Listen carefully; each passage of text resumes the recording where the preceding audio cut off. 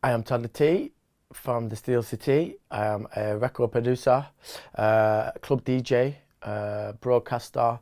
I also run a label that puts records and clothing out and throws party called Steez. So yeah, I'm a musical guy.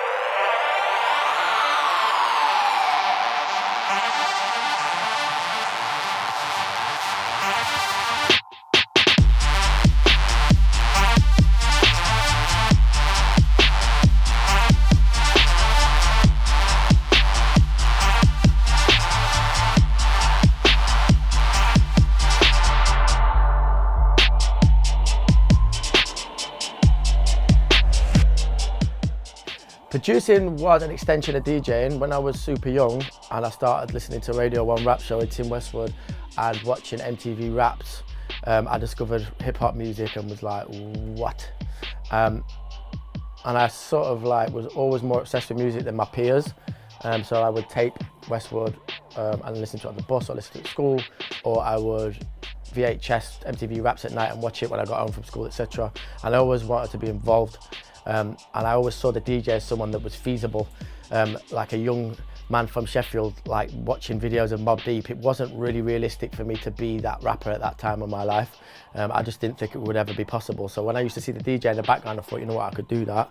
So then I started buying records, going downtown, collecting pocket money and money I'd saved. And then eventually, when I was a bit older, got enough money for 2 turntables and a mixer.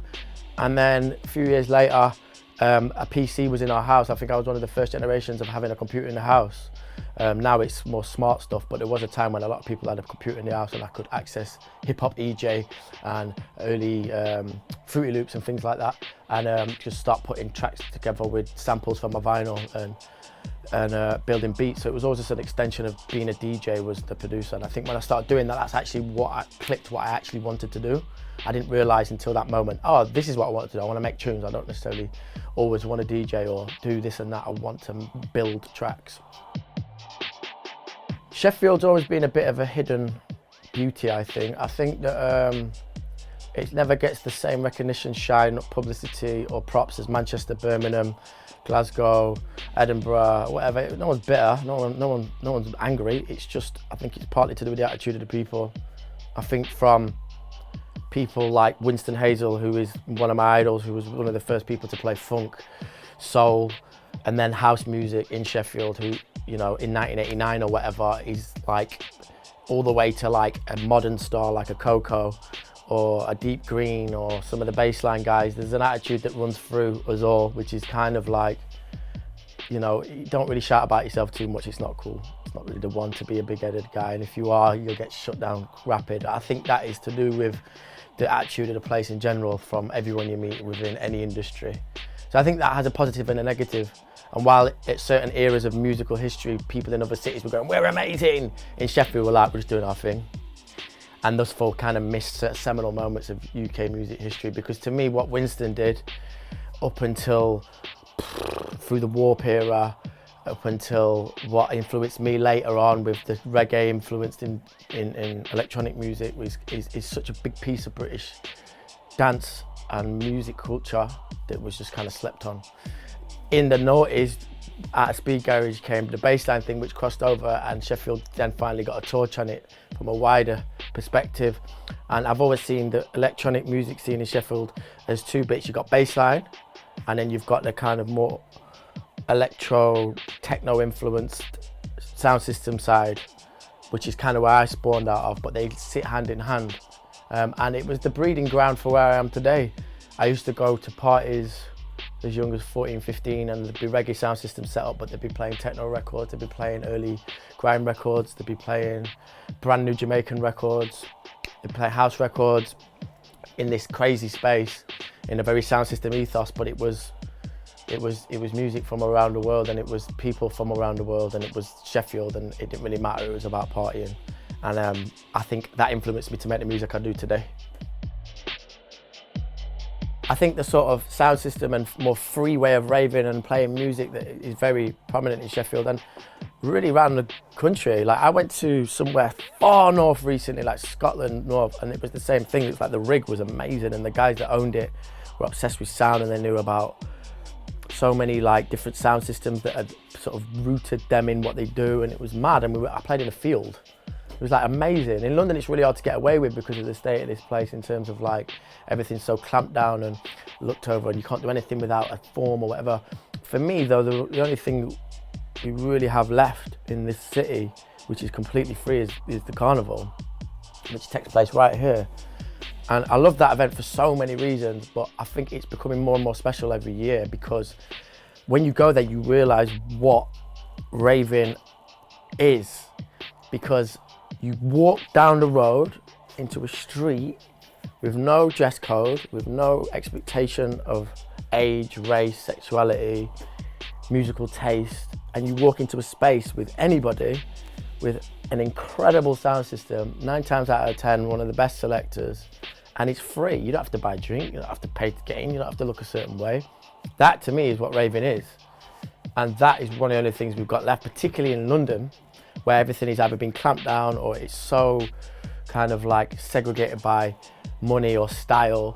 There was a time in London when a lot of the clubs shut, like Plastic People, and Fabric was in trouble, and the only place that people were raving in were like basements of hotels.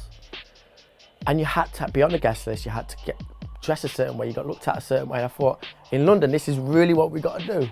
This is supposed to be the melting pot of the globe, and we've got to go in a bougie hotel to party. Fuck that. And I think that was the start of what we're seeing now, and that to me is one reason why Carnival is so important and so beautiful more than ever, because it's truly one of the only things I think we've got left. I love being a producer. I'd sit here 24/7 if I could. Well, about 24/7. I love my kids and fiance, but I just love creating something from nothing. The magic and the feeling it gives me and the person in the room is just priceless. A lot of the time with artists, I'll make the track with them when they're here. So a lot of producers have got banks of beats, and that's a lot of the way that it's done. And that's cool. I'm so hectic in life, I rarely get to sit down and just make a beat.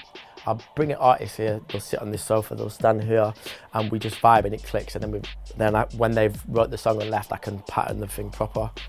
But those moments there, the energy and the freedom, and it's just like the most meditative, beautiful feeling. And I would be here all the time if I could. But who I am and what I do, financially, it doesn't work like that. I've got to go out on the road and do other things to be able to do this. But everything feeds off each other, and I'm 100% blessed that it's not in any way a moan. But when I make records and they say may get a bit of attention, and my DJ highlight goes up a little bit, so I'll go and DJ around the place, or I'll get remix offers and I'll go do additional production, or so it all feeds off each other. But that moment of creating something from scratch with someone is just amazing. You see so much going around you, especially now with your phone. You can just look at something and you see what's going on, and it's always challenging to stick to your guns and not think, well, he's doing that or she's doing that, so that's going off in that rave, so I need to do that. I think me personally, as I've got older, I've become more confident in what I do and a bit more kind of reckless in terms of like trying to fit in.